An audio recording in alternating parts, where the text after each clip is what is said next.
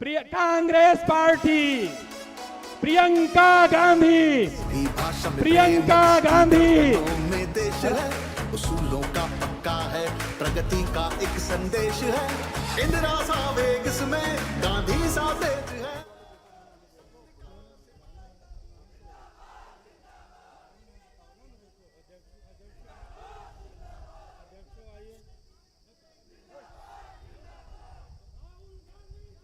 समाजवादी के लोग ऊपर आ गए।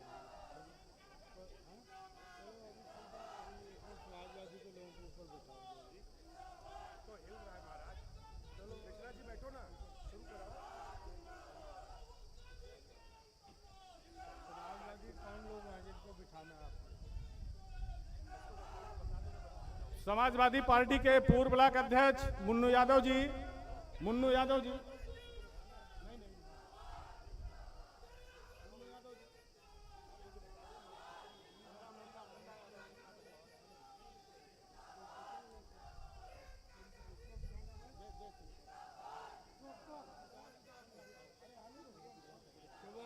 आप खड़े हो जाओ।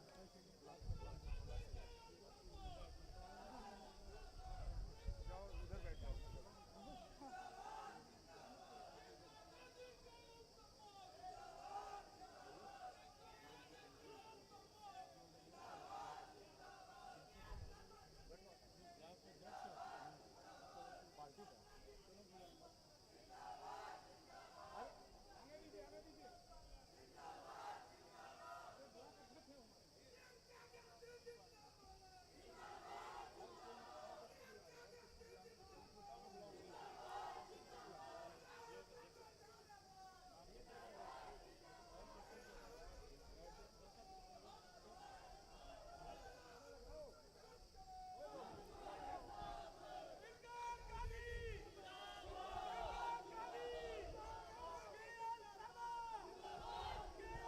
शांत रहिए भैया, शांत रहिए। प्रशांत जी बहुत जोश के साथ आप आए हैं।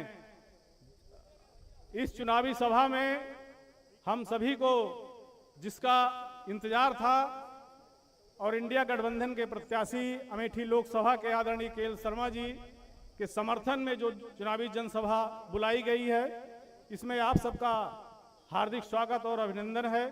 हमारे बीच में हमारी नेता, पार्टी की राष्ट्रीय महासचिव आदरणीय प्रियंका गांधी जी आ चुकी हैं। मैं इनका हार्दिक स्वागत और अभिनंदन करता हूं। मैं चाहता हूं कि हमारे प्रत्याशी आदरणीय केएल शर्मा जी का संबोधन प्राप्त हो। इसके पहले हमारे इस सभा के आयोजक भाई विनोद मिश्रा जी दीदी प्रियंका गांधी जी का माल्यार्पण कर स्वागत करना चाहते हैं। भाई विनोद मिश्रा जी, तब तक हमारे ब्लॉक अध्यक्ष हीरामणि कनौजिया जी जो दलित समाज से हैं, वो कुछ दे करके आदरणीय दीदी का स्वागत करेंगे। भाई हीरामणि कनौजिया जी, जाओ वहां जाओ।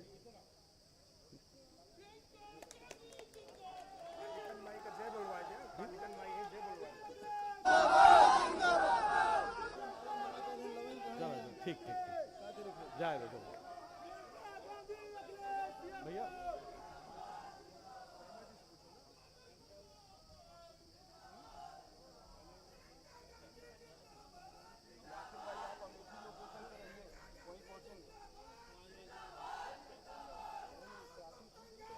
इस सभा में हमारे समाजवादी पार्टी के युवा नेता, बहुत ही संघर्षशील भाई जय सिंह यादव जी हैं।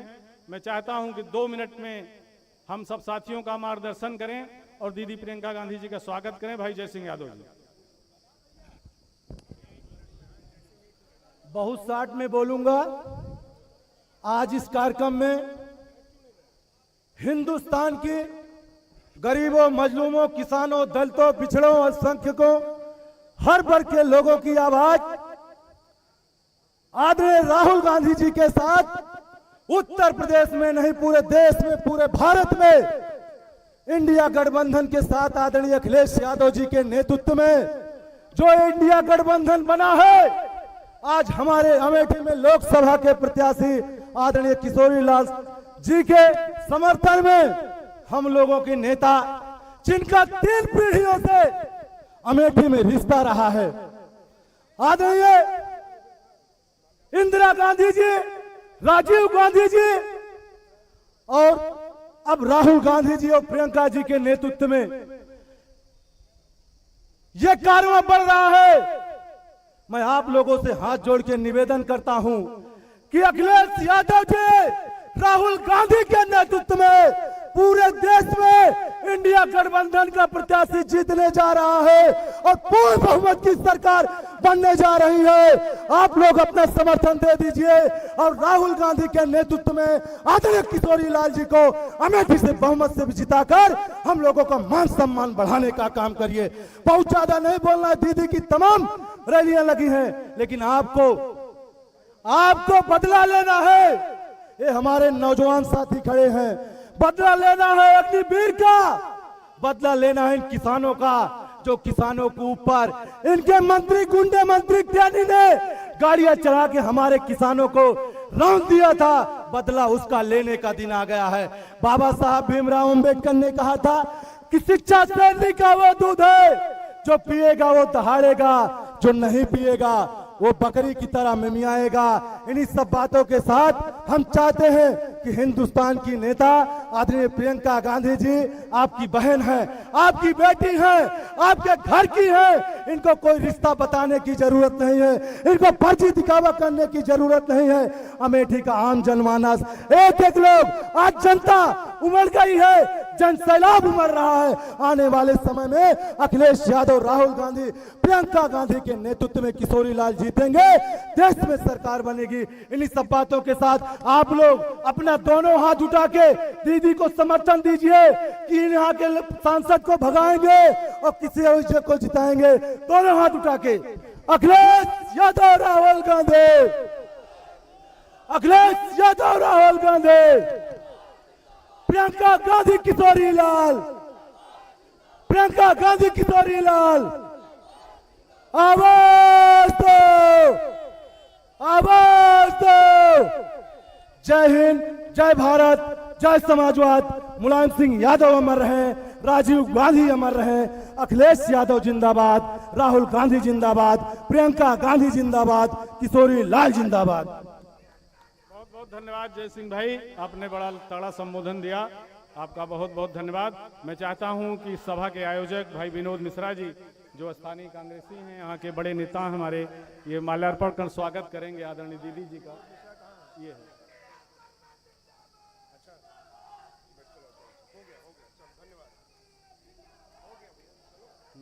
स्वागत संपन्न हुआ। माल्या अब छोड़कर आप लोग अपना अपना स्थान ग्रहण करें। और भाई विनोद मिश्रा जी से मैं चाहूंगा कि 1 मिनट में आदरणीय दीदी जी का अपने ग्राम सभा में स्वागत करें, फिर मैं अपने प्रत्याशी आदरणीय केएल शर्मा जी को आमंत्रित करूंगा। भाई विनोद मिश्रा जी। आदरणीय प्रियंका जी, हमारे आप सबके प्रत्याशी केएल शर्मा जी, मंच पे मौजूद सभी सम्मानित आए हुए कांग्रेस जन के सारे लोगों का मैं यहाँ पे वंदन अभिनंदन करता हूँ। साथियों, ये हमारा गांव है, यहाँ बहुत भाषण देने की जरूरत नहीं है, लेकिन आप लोगों से इतनी मिन्नत जरूर है कि जो 2019 में भूल हुई वो इस बार भूल होने न पाए। आप लोगों के सामने मैं अपनी झोली फैला के केएल शर्मा के लिए वोट मांग रहा हूँ। आप लोग 20 तारीख को ईवीएम की बटन दबा के इतना भर दीजिएगा कि मित्रों फिर उसमें कहने की बात न रह जाए। और फिर ये जो बदला हम आप बदला इनसे ले 20 तारीख को वोट देके, ये लोग जो मक्कार लोग हैं, झूठे लोग हैं, बेईमान लोग हैं, हमारे आपके हितों की कतई सुरक्षा कर नहीं सकते हैं। न इसमें जवान सुरक्षित है, न इसमें किसान सुरक्षित है, न इसमें व्यापारी सुरक्षित है, इसमें सारी जनता परेशान है। हम ज्यादा न बोल के आप लोगों से यही निवेदन करते हैं कि आप लोग 20 तारीख को केएल शर्मा को अपना अमूल्य मत देके भारी मतों से भाइयों विजयी बनाएं, यही मेरा निवेदन है। आप लोग अपना हाथ उठा के हमें समर्थन दीजिए कि आप लोग उस दिन 20 तारीख को ईवीएम भर देंगे कि नहीं, भर देंगे कि नहीं। राहुल गांधी, राहुल गांधी, प्रियंका गांधी, प्रियंका गांधी। इन्हीं बातों के साथ मित्रों, जय हिंद, जय भारत, जय समाजवाद। बहुत बहुत धन्यवाद विनोद भाई। मैं अब अपने प्रत्याशी आदरणीय केएल शर्मा जी को आमंत्रित करूं, इसके पहले कि ये धरती हमारी माता कालिकन माता की कृपा से ये धरती हम लोगों की सुरक्षा कर रही है, हम लोग उन्नति की ओर चल रहे हैं। तो मैं चाहता हूं कि आप सब लोग दोनों हाथ उठाकर कालिकन मैया की, कालिकन मैया की, कालिकन मैया की। आदरणीय भाई साहब,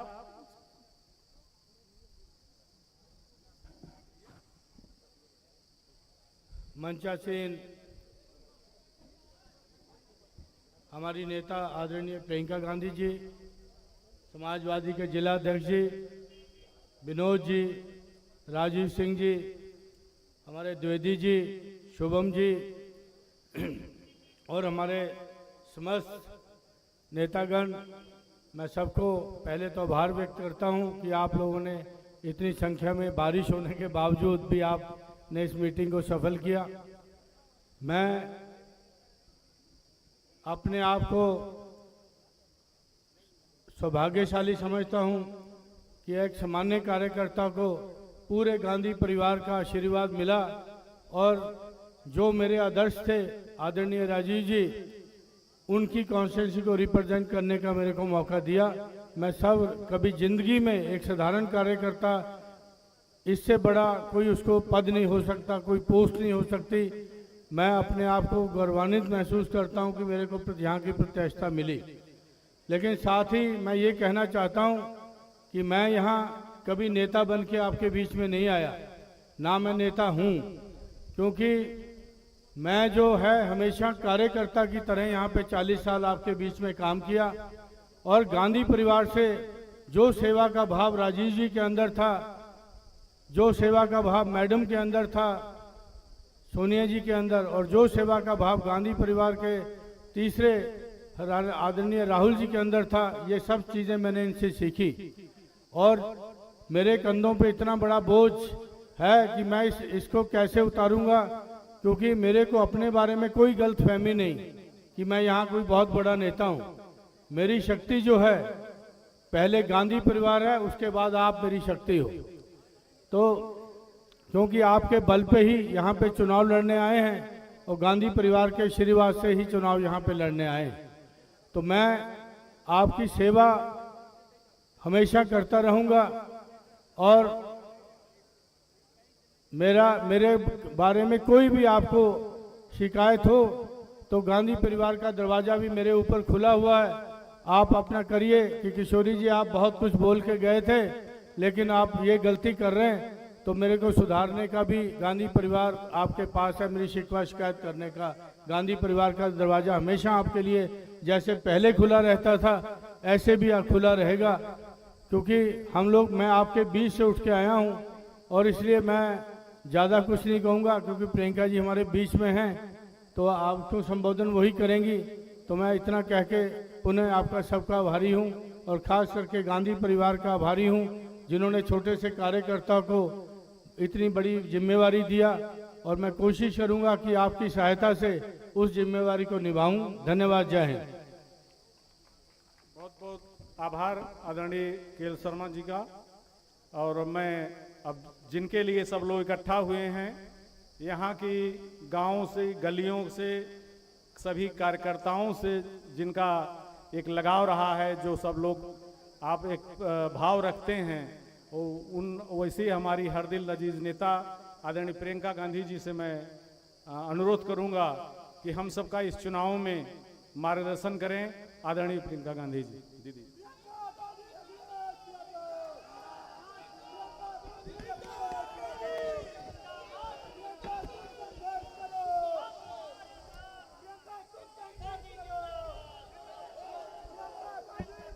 बहनों और भाइयों,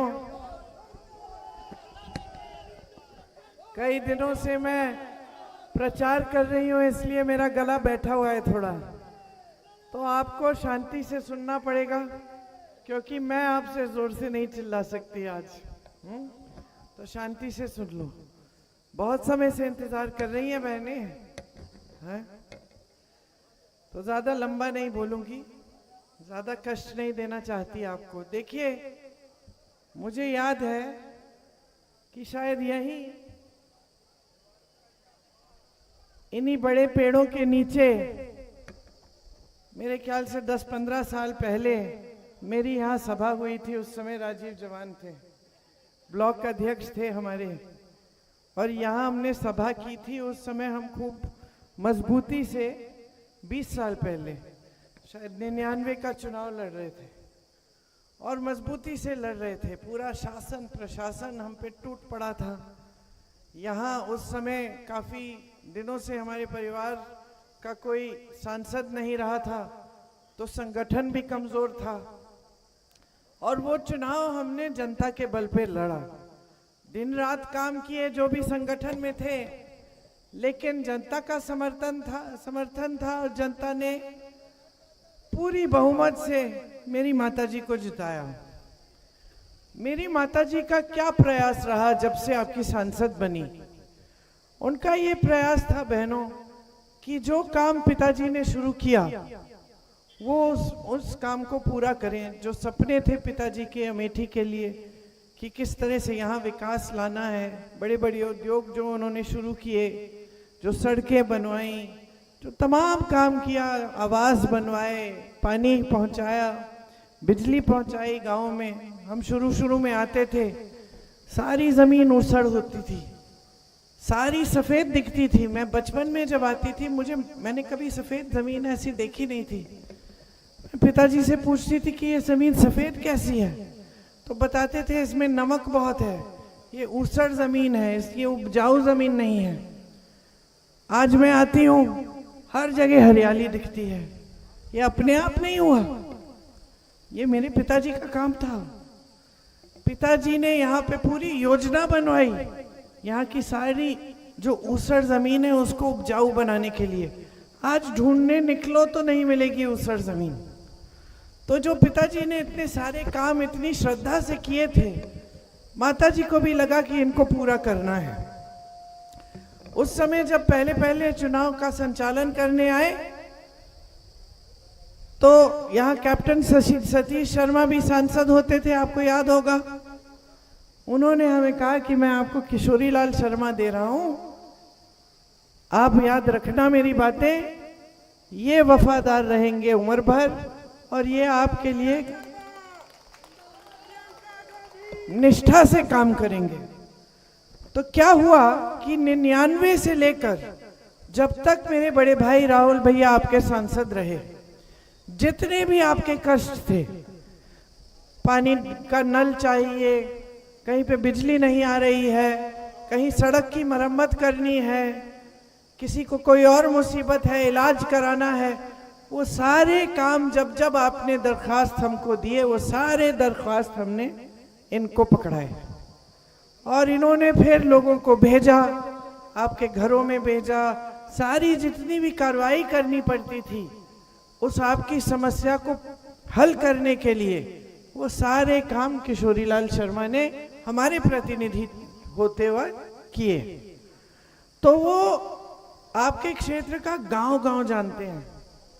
आपके क्षेत्र में जितने कार्यकर्ता हैं हमारे, उनको चेहरे से पहचानते हैं, उनका पूरा इतिहास जानते हैं कि इनकी बेटी को हमने पढ़ाया, इनके लिए ऐसा करवाया, ये बीमार पड़ गए थे, ये सब बातें। और जनता को भी अच्छी तरह जानते हैं और मुख्य तौर पर ये जानते हैं कि यहाँ की ज़रूरतें क्या हैं। आपके बीच घुल मिलकर 40 साल इन्होंने बिताए हैं।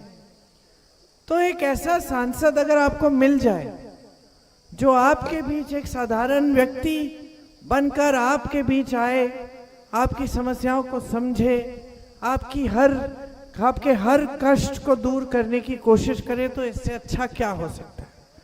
आपने यहाँ पे मेरे परिवार के साथ एक रिश्ता बनाया। क्या था वो रिश्ता? प्रेम और श्रद्धा का रिश्ता था। पिताजी नहीं रहे, फिर भी माताजी ने उस रिश्ते को निभाया। यहाँ बड़े बड़े उद्योग लगवाए, बहुत काम कराए, वो तो आप ही खुद जानते हैं। माताजी के बाद भाई आए, भाई ने भी बड़ी कोशिशें की। यहाँ पे फूड पार्क खोलने जा रहे थे, भाजपा ने बंद करा दिया है, लेकिन अगर वो फूड पार्क खुल जाता उस समय, तो आज किसान इस संकट में नहीं होता जो आज है। और तमाम ऐसी एक फैक्ट्री खुलवानी थी, उन्होंने वो भी बंद कर दी थी भाजपा ने बाद में आके। तो जितनी कोशिश कर सकते थे उन्होंने पूरी कोशिश की। क्या हुआ कि उसके बाद यहाँ पे जो पिछला चुनाव हुआ उसमें आपको बहुत झूठ बताए गए, आपके घरों में आके दुरदुरिया कराया, आपको कहा वचन लो भगवान के नाम पे हमें वोट दोगे। हमने महिला परियोजना शुरू की थी, उस समय आग बहुत लगती थी गांव में, जब ये मौसम होता था गर्मी का, आपको याद होगा, ऐसी चिंगारी उठती थी और पूरी गांव जल जाती थी। तो जब हम आए थे एक बार, गांव जल गए थे सारे, तो एक गांव वाले जो एक पुरुष थे वो आए मेरे पास, उन्होंने मुझे एक पोटली में अपने जले हुए पैसे दिखाए, 500 रुपये मात्र। रो रहे थे, कह रहे थे मैंने अपनी बेटी की शादी के लिए इकट्ठे किए, सब कुछ जल गया, जो अनाज रखा था वो भी जल गया, टूट गए थे। उसको देखकर हमने सोचा, मैं दिल्ली गई, दिल्ली में एक समारोह था, वहाँ पे महिलाओं के सशक्तिकरण का समारोह था। तो मेरे मन में बात आई कि क्यों ना हम अमेठी की महिलाओं को भी ऐसे सशक्त करें। तो उस आधार पे हमने परियोजना शुरू की और परियोजना के माध्यम से बहुत महिलाओं का लाभ हुआ उस समय। अब ये आई आपकी नई सांसद, ये कहने लगी कि परियोजना हमने इसलिए शुरू की कि हम आपकी जमीन छीनना चाह रहे थे। बताइए, तो ऐसे ऐसे झूठ इन्होंने फैलाए मेरे परिवार के बारे में, जैसे कि हम यहाँ अमेठी लूटने आए थे, हम यहाँ अपना कर्तव्य निभाने आए थे। आपके प्रति श्रद्धा थी, आप वो जनता हैं जिन्होंने हमारे पिता को प्रधानमंत्री बनाया, आप वो जनता है जिन्होंने सम्मान दिया हमारे पिताजी को, जिनके लिए दिन रात उन्होंने काम किया। प्रधानमंत्री थे, गांव गांव में जीप में घूमते थे, हम लोग पीछे बैठते थे, वो खुद चला के आते थे। आप इतने जागरूक थे कि अगर आ गए आपके गांव में प्रधानमंत्री है देश का, डर नहीं लगता था आपको। आप कह देते राजीव भैया ये सब अच्छा है, बिजली का खंबा लगाया, इसमें तार नहीं लगाया आपने, तार नहीं लगाओगे तो इस बार वोट नहीं देंगे, कहते थे। मैंने तो खुद अपनी आंखों से देखा है डांटते हुए महिलाओं को, कि महिला डांट रही है प्रधानमंत्री जी को, और मैं तो डरती थी थोड़ा अपने पिता से। मैं सोचती थी कि भाई मैं तो कभी नहीं डांट सकती थी उन्हें, मैं सोचती थी भाई ये गांव की महिला तो बड़ी कस के डांट रही है, इनकी सड़क नहीं बनी। पिताजी नाराज नहीं होते थे। मैंने एक बार पूछा, आपको तो ऐसे डांट रही है, आपको नाराज नहीं, आप नाराज नहीं हो रहे हैं? कहते हैं बिल्कुल नहीं, ये तो इनकी जागरूकता है, इनका कर्तव्य है, मैं तो सेवक हूं, मैं यहाँ आके काम करता हूं, ये मेरा कर्तव्य है, मैं किसी पे एहसान तो नहीं कर रहा हूं, जो कर रहा हूं ये इनके अधिकार हैं। अच्छा है हमें डांटते हैं ताकि हम भी जागरूक रहते हैं, हम भी जवाब दे रहते हैं। ये पिताजी के लफ्ज थे। आज देश में क्या राजनीति फैली है, आज जो राजनीति फैली है, सबसे पहला और सबसे बड़ा आक्रमण कर रही है आपकी जागरूकता पे। तमाम जो टीवी के चैनल है, मीडिया है, उसको बड़े खरबपतियों ने खरीद लिया है। आपको जो दिख रहा है सच्चाई नहीं है, ऐसे ही झूठ फैलाते हैं। जैसे इन्होंने आपको बताया कि हम परियोजना हमने बनाई, आप परियोजना में थी ना, है ना, याद है मुझे, खुल के बोलती थी खूब, है ना। हाँ, तो इन्होंने फैला दिया जैसे ये झूठ कि हम जमीन लूटने आए थे। इसी तरह से रोज रोज आप पर आपकी जागरूकता पे ऐसे आक्रमण होता है। आपको बताया जाता है मोदी जी सबसे दुनिया के सबसे सक्षम नेता है, मोदी जी के काल में 10 सालों में वो सारे काम हो गए जो 70 सालों में कांग्रेस पार्टी ने नहीं किए। कुछ विकास नहीं हुआ था, 70 सालों से देश वहीं का वहीं था जहां अंग्रेजों ने छोड़ा था। सारा विकास मोदी जी ने 10 सालों में किया है, ये सुनाया जाता है आपको। आपको बताया जाता है कि देश में ऐसी तरक्की आ रही है। लेकिन एक दूसरी सच्चाई भी है, एक सच्चाई जो आप जी रहे हैं। तो 10 सालों से इतनी बेरोजगारी हो गई है देश में, 45 सालों में इतनी ज्यादा बेरोजगारी नहीं हुई। 70 करोड़ बेरोजगार युवा हैं। आप मुझे बताओ कौन परेशान नहीं है, मेरी बहनें दुकान जाती हो, सारा सामान खरीद के आ जाती हो। मान लो 5 सोच के जाती हो कि मुझे 5 सामान खरीदने हैं, ये सच है कि नहीं कि 3 तो छोड़ के आ जाती हो, है कि नहीं? सोचती हो कि चलो बाद में ले लेंगे, अभी जो जरूरी है वही लेंगे। गैस का सिलेंडर 1200 रुपए का हो गया। यही लोग, यही आपकी सांसद जब 400 रुपए का सिलेंडर हुआ, दिल्ली में सिलेंडर पे बैठ के मीडिया को बोली कि हम हड़ताल करेंगे, ये करेंगे, वो करेंगे, ऐसे कैसे हो गया, 1200 का हो गया। चुप। कौन खरीद रहा है ये सिलेंडर 1200 का? ये तो नहीं खरीद रही, आपको खरीदना पड़ता है, नहीं तो गैस नहीं है। आपको सिलेंडर दिया इन्होंने एक पहले शुरू में कि देखो बड़ी योजना आई है मुफ्त में सिलेंडर, बाद में भरना ही मुश्किल हो गया, भरवा नहीं पाई आप। महिलाओं की सशक्तिकरण की बात करते हैं, महिला पर अत्याचार होता है, जिसने अत्याचार की उसकी रक्षा हो रही है। यहां उन्नाव में नहीं हुआ था, आपने सुना होगा, एक महिला थी, नौजवान थी, उसके साथ अत्याचार हुआ, इन्होंने अत्याचारियों को बचाया। यही हुआ हाथरस में, वो लड़की, उसको जला दिया गया रात को, उसकी चिता जलाई, उसके माँ बाप ने देखा नहीं, पास नहीं जाने दिया, शासन प्रशासन पूरा उसके पक्ष में था जिसने अत्याचार किया था। जब मैं मिली उसकी माँ के से फूट फूट के रोने लगी, कहीं मैं अपनी बेटी को बचा नहीं पाई, लेकिन कम से कम एक बार, आखिरी बार मुझे देखने तो देते, उसे देखने भी नहीं दिया। यह है मोदी जी की सरकार, जिसमें आपकी ये सांसद है। महिलाओं की बातें करते हैं, किसानों की बातें करते हैं। किसान कितना परेशान है, आज हर सामान पर जीएसटी दे रहा है, हर सामान पर टैक्स है, खेती का हर सामान महंगा हो गया है, खेती से कमाई नहीं हो रही है। यहाँ आवारा पशु ऐसे घूम रहा है, आपको रात रात में खेती में जाना पड़ता है। आपने कभी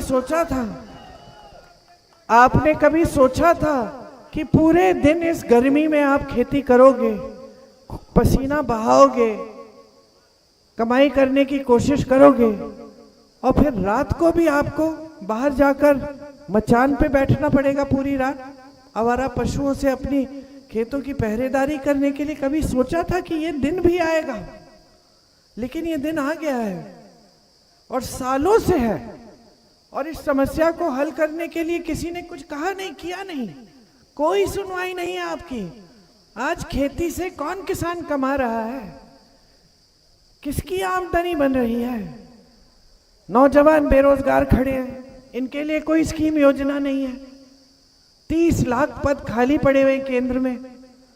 सरकार की अगर नीयत सही होती है तो नीतियां भी सही होती हैं।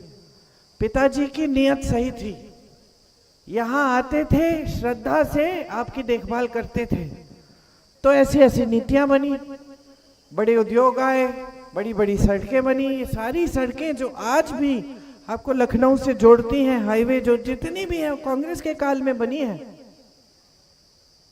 छत्तीसगढ़ में कांग्रेस की सरकार थी, ये आवारा पशु की समस्या थी। क्या किया? मुख्यमंत्री जी ने एक योजना बनाई गौशालाओं को मजबूत करने की। गौशालाओं को इतना मजबूत किया कि महिलाओं को रोजगार दे दिया, उसमें सारी सुविधाएं, पानी, चारा, छत, छप्पर, सब कुछ। आज आपने यहाँ की गौशालाएं देखी है क्या स्थिति है?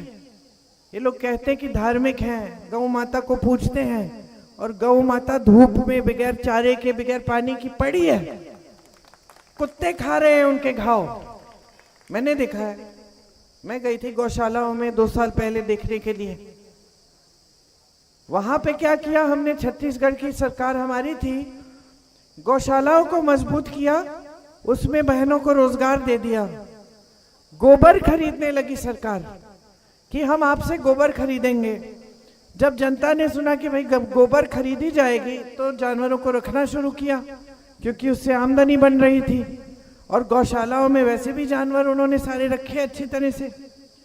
जो दूध मिल रहा था उसको गांव में पहुंचाया, उसमें से दही जो भी बनता है उसकी पैकेजिंग, मिठाई, खोया, उसकी पैकेजिंग कराई ताकि बिके। महिलाओं को ऐसे रोजगार भी मिल गया। जो गोबर खरीद रही थी सरकार, उसमें से गोबर गैस बनवा के आपके गांव में पहुंचाया, समस्या हल हो गई। इस तरह से जूझ रही थी जनता, साल भर के अंदर समस्या हल हो गई, क्योंकि सरकार की नियत सही थी। ये नियत थी कि आपकी बड़ी समस्या है, उसको हल करना है।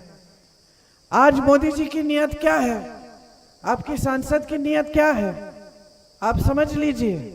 यहां आए क्यों, अमेठी क्यों आई? कोई पुराना रिश्ता था, अमेठी की जनता से कोई प्रेम था, लगाव था? क्या ये सोच के आए कि भाई यहाँ अमेठी में बहुत पिछड़ापन है, उसको दूर करना है, या यहाँ की बहनें बहुत संकट में हैं, उन्हें मदद करनी है? नहीं, वो तो एक ही मकसद से आई थी कि राहुल गांधी के खिलाफ चुनाव लड़ना है, चीखना चिल्लाना है, उनके बारे में झूठ फैलाने हैं, ताकि पूरा देश देखे और जोर से चीखो। पूरा देश, पूरी देश की मीडिया आके आपकी रोज रोज दिखाएंगे टीवी पे, राहुल गांधी के खिलाफ लड़ना है, राहुल गांधी को हराना है। बस यही मकसद था और कोई मकसद ही नहीं था। आ गई, जीत गई चुनाव और आप भुगत रहे हो। आपके लिए एक काम सुना दें, एक काम सुना दें जो किया है। एक बार मंच पे आकर ये कह दें, हमें गाली देने के बजाय यही कह दें कि भाई हमने इतने रोजगार दिए, हमने ये पाठशालाएं खोली, हमने ये सड़कें बनाई, हमने ये सुविधा दी आपको स्वास्थ्य के लिए। एक बार बोल दें।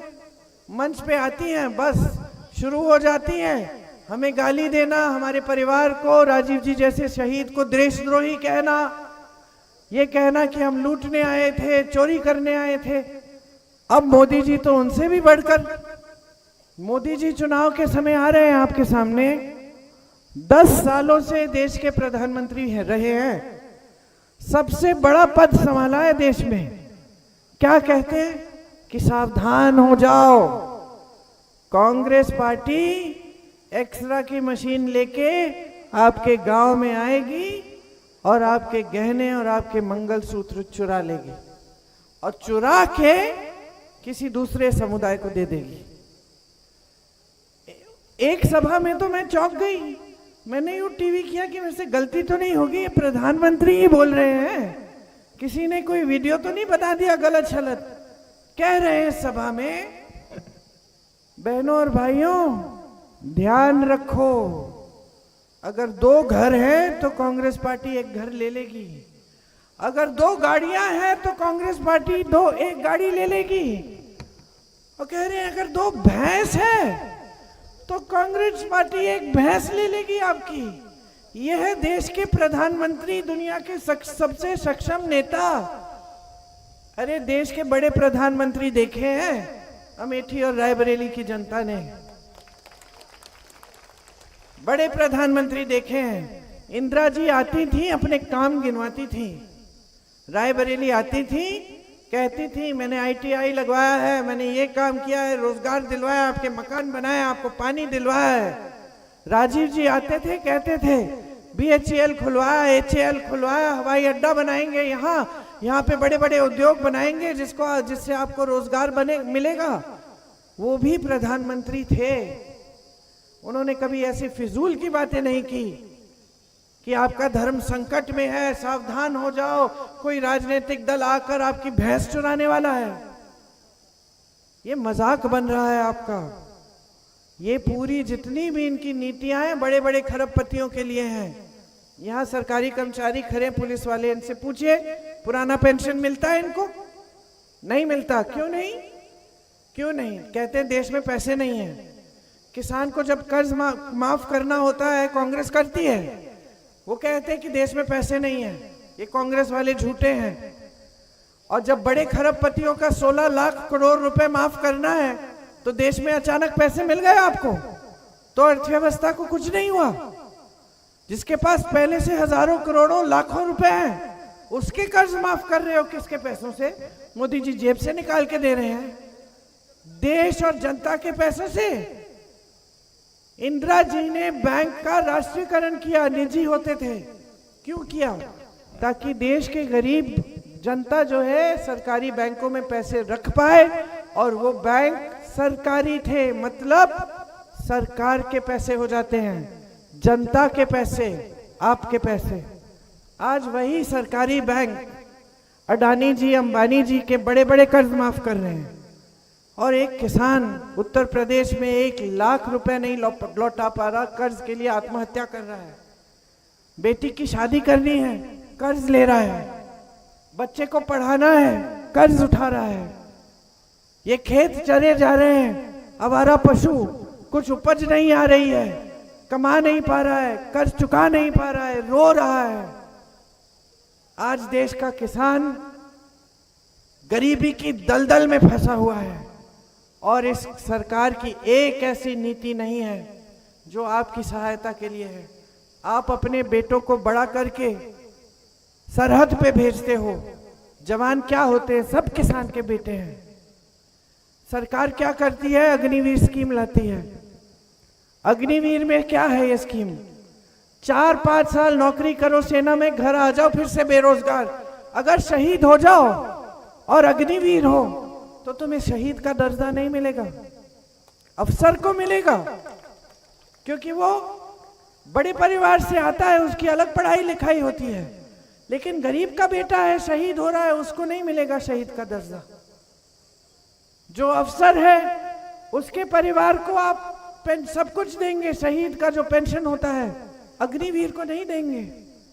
आज बच्चे मुझे मिलते हैं जो दौड़ लगा रहे थे, 4-5 बजे सुबह परिश्रम कर रहे थे सेना में भर्ती होने के लिए, इम्तिहान भी पास कर दिया, रो के मुझे कहते हैं दीदी नहीं जाना, नहीं जाना। हमारे पिताजी कह रहे कि तुमने कर लिया, जो भी परिश्रम करना था हो गया, तुम्हारा नाम उसमें आ गया है सूची में, मत जाओ। 4 साल के लिए चले जाओगे, कुछ हो जाएगा तो भी हमें कुछ नहीं, हमें राहत नहीं मिलेगी, सहायता नहीं मिलेगी, और फिर वापस आके क्या करोगे? फिर से नौकरी ढूंढोगे। रो रही है जनता। और मोदी जी दिख रहे हैं बड़े बड़े मंचों पे, गाजा बाजा ताम झाम, साफ सुथरे कुर्ते, एक यहाँ इधर कुछ नहीं, सारे साफ सुथरे ऐसे चमक रहे हैं। बहनों पता नहीं क्या लगाते होंगे चमकने के लिए, हमें भी बता दे, हम भी चमके। वहां मेरे पिताजी आते थे प्रचार के बाद, मुझे रोना आता था, मैं सच बोल रही हूँ, रोना आता था। यहां से यहां तक यूं ऐसे लोग पकड़ते थे उन्हें, निशान होते थे, घाव होते थे, थके हुए लगते थे, कुर्ता भी मैल से भरा हुआ। आपने देखा है, आप, मैं जानती हूं आप बुजुर्ग हैं, आपने देखा है। खुद घूमते थे, रात को गाड़ी में सोते थे, घर आते थे, नहा धो के निकल जाते थे 2 घंटे में। और आज आपके प्रधानमंत्री, वाह वाह वाह, अरे कभी मंच से उतरकर जनता से नमस्ते तो कर ले, कभी एक बार खेत में आकर पूछ तो ले कि कैसे चल रहा है यहाँ पे काम, कैसे कमाई हो रही है। एक बार घर के अंदर आए, देखें बहनें चूल्हा कैसे जला रही हैं, खाना बन कैसे रहा है, 2 दिन की दिहाड़ी नहीं मिलती, भूखे सोते हो, बहनें भूखे सोती हैं। परिवार में सबको खिला के ये कहती कि चलो कोई बात नहीं हम छोड़ देंगे। कभी पूछा भी है इन्होंने?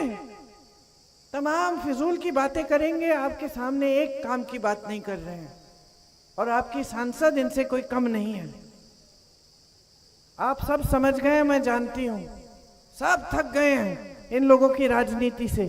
और यहां अमेठी में तो आपने असली राजनीति देखी है, असली चीज जिसकी नींव स्वतंत्रता आंदोलन में महात्मा गांधी ने डाली थी, वो देखी है आपने। सच्चाई से नेता आता था, कितना भी बड़ा नेता हो, आपके सामने हाथ जोड़कर आपके लिए काम करता था।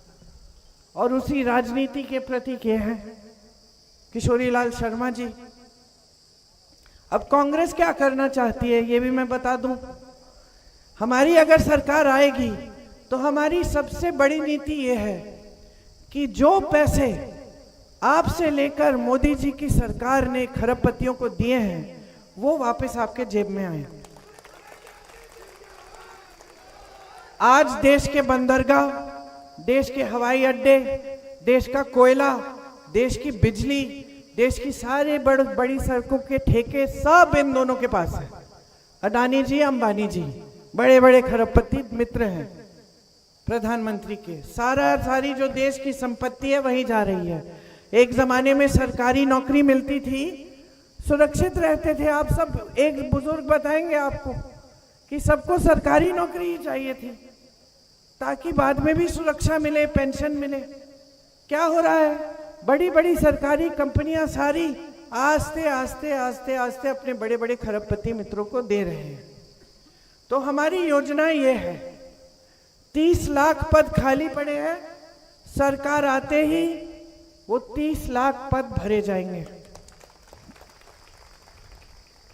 नौजवान यहां खड़े हैं, आपके लिए अगर आप स्नातक पास होंगे, आपके लिए एक योजना लाएंगे कि आपकी पहली नौकरी पक्की, आपका अधिकार होगा। आप जानती हैं कि ये जो भोजन का अधिकार है ये सोनिया जी लाई। आपको 5 किलो राशन मिलता है ना, मोदी जी तो पूरे देश भर में कहते हैं जैसे सबसे बड़ा एहसान कर लिया आप पे। एहसान नहीं है बहने, आपका अधिकार है। मोदी जी की सरकार मजबूर थी कि आपको राशन दे, वो उन्होंने फोटो चिपका दी उस पे अपनी, लेकिन वो योजना कांग्रेस पार्टी लाई। कांग्रेस पार्टी ने कानूनी अधिकार बनाया कि इस देश के गरीब को अधिकार है भोजन का, इसीलिए जो भी सरकार हमारे बाद आई उसको ये देना पड़ा। अब हम चाहते हैं कि एक और अधिकार बने, पहली पक्की नौकरी का अधिकार, कि जितनी भी बड़ी बड़ी सरकारी कंपनियों में है में अप्रेंटिसशिप मिले आपको। अप्रेंटिसशिप मतलब आपको सिखाया जाए, आपका हुनर बढ़ाया जाए उन कंपनियों में आपको लगाकर, और इससे आपको सालाना न्यूनतम 1 लाख रुपए मिलेंगे। समझ रहे हैं कि जो नौजवान है वो पढ़ता लिखता है, आजकल नौकरी नहीं मिलती, माता पिता मेहनत करते हैं पढ़ाने के लिए, कर्ज ले लेते हैं, क्या क्या नहीं करते कि बच्चा शिक्षित हो जाए, लेकिन बच्चे को नौकरी नहीं मिलती। अब हम कह रहे हैं कि नौकरी जो पहली नौकरी है पढ़े लिखे गरीब व्यक्ति की, वो उसका अधिकार बन जाएगा कानूनी, सरकार को देनी पड़ेगी, ये कह रहे हैं हम। इसके अलावा आपके लिए 5,000 करोड़ का फंड बनेगा कि जो नौजवान अपनी कंपनी शुरू करना चाहे या छोटा कारोबार, उसके लिए पैसों की सुविधा होगी। ठीक है। महिलाओं के लिए, आपके जो गरीब परिवार हैं, जो सबसे बड़ी महिला है, उसके खाते में हर महीने 8,500 रुपए डाले जाएंगे। हर महीने डाले जाएंगे। इसका मतलब है कि 1 साल में आपको 1 लाख रुपए मिलेंगे। राहुल भैया कहते हैं कि अगर नरेंद्र मोदी जी इस देश में 22 लोगों को खरबपति बना सकता है तो हमारी सरकार आएगी तो हम करोड़ों लोगों को लखपति बनाएंगे। महिलाओं को 1 लाख सालाना, नौजवानों को 1 लाख सालाना, किसान भाइयों आपके कर्ज माफ किए जाएंगे, उसके लिए स्थायी आयोग बनेगा। आज आप हर खेती के सामान पे जीएसटी दे रहे हैं, वो जीएसटी हटा देंगे हम खेती के सामानों से, आपके लिए सस्ता हो जाएगा खेती का सामान। जब आपको आज भुगतान नहीं मिलता, आपका नुकसान होता है तो आपको भुगतान समय पे नहीं मिलता, और मिलता है तो कम मिलता है।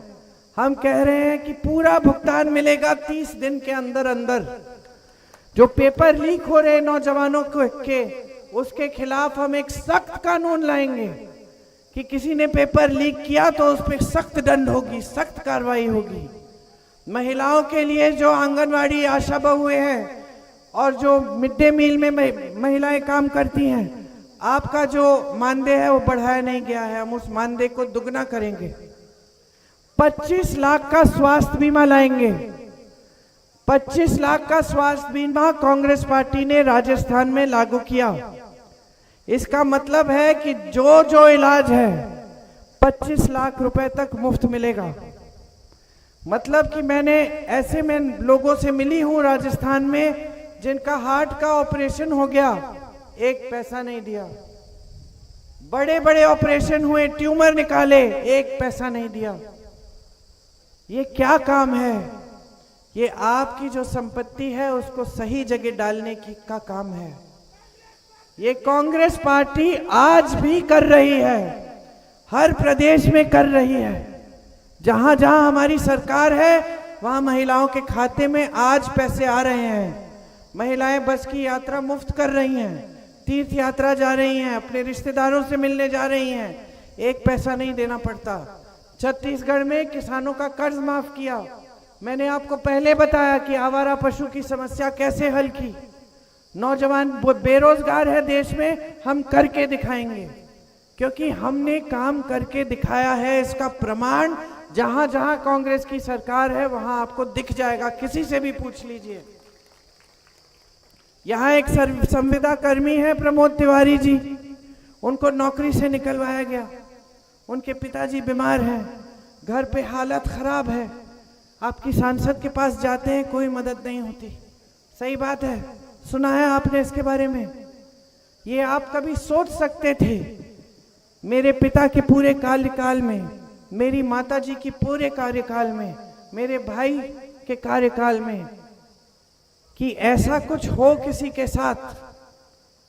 कोई संकट में है, पिता बीमार है, नौकरी से निकलवा दिया गया, वो सांसद से मदद मांगने के लिए जाते हैं और उसको भगा दिया जाता है। आप ये सोच सकते हैं?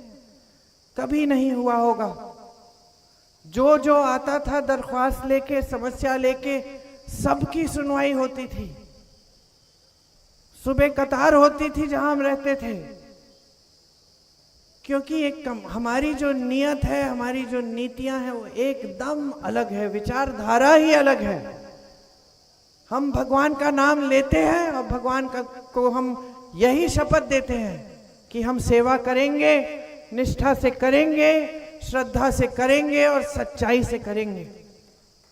राहुल जी आपके सांसद रहे, देश में अकेले लड़ रहे हैं इनके खिलाफ। 4000 किलोमीटर की पैदल यात्रा की है, 4 महीनों के लिए चलते रहे, उसके बाद एक और यात्रा की 4000 किलोमीटर की। 8000 किलोमीटर कुल चले हैं इस देश में, सिर्फ आपसे मिलने के लिए, आपकी समस्याओं को सुनने के लिए। आपने हराया भैया को पिछले चुनाव में।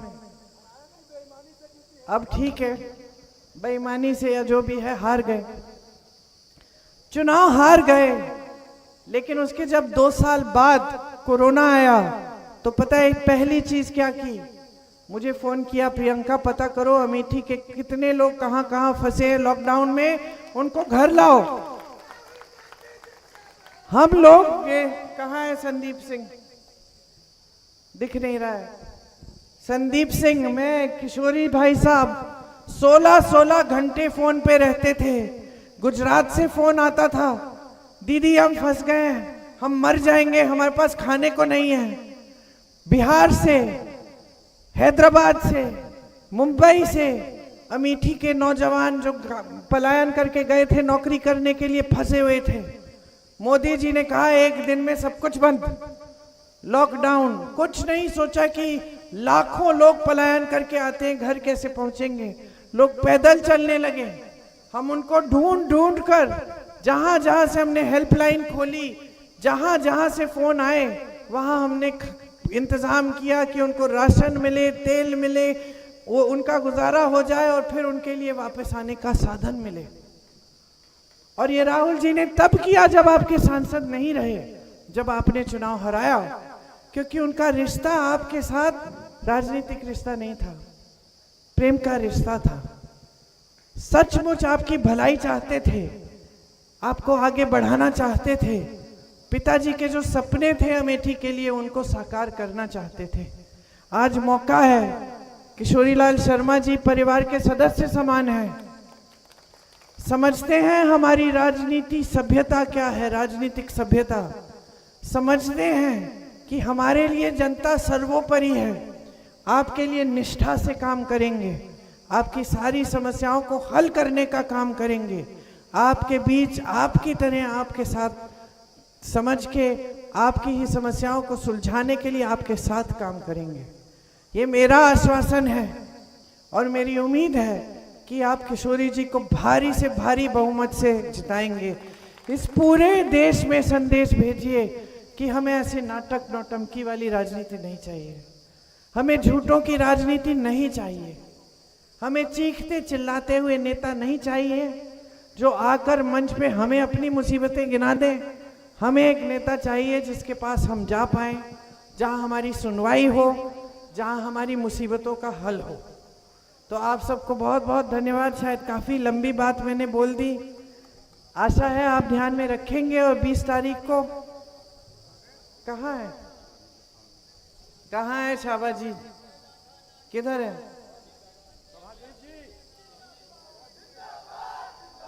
और सबसे ज्यादा डांटने वाले कार्यकर्ता इस पूरे संसदीय क्षेत्र में ये रहे। आज नहीं डांट रहे, खूब डांट खाते थे हम इनसे, आप ही के लिए। जब जब आती थी ये काम दिया था, वो वाला नहीं किया, ये वाला नहीं किया। क्यों? इसलिए आज तक नाम याद है, चेहरा पहचानती हूँ शाहबाजीत का है। तो देखिए आप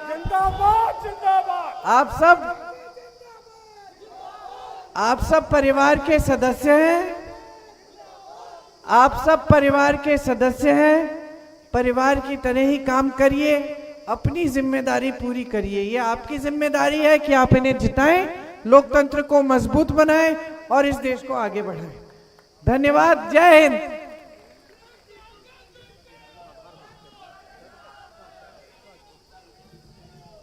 बहुत बहुत आभार आदरणीय दीदी जी का। मैं चाहता हूं कि सभा का समापन हो।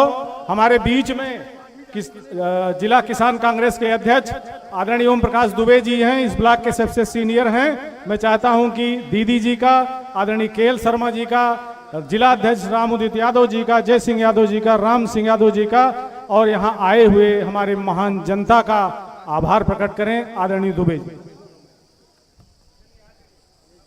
परम आदरणीय दीदी प्रियंका जी, माननीय किशोरी लाल शर्मा जी जो आज आपके बीच प्रत्याशी हैं, और समस्त मंचासीन ये गठबंधन के समस्त नेतागण, इंडिया गठबंधन के और समस्त आई हुई ये जनता हमारे क्षेत्र की, मैं हृदय से आभार प्रकट करता हूं। आप सब आए, आप सबका कोटि धन्यवाद। और एक ही बात लास्ट में कहता हूं, जय जवान, जय जवान, जय जवान, जय हिंद, जय भारत, जय कांग्रेस।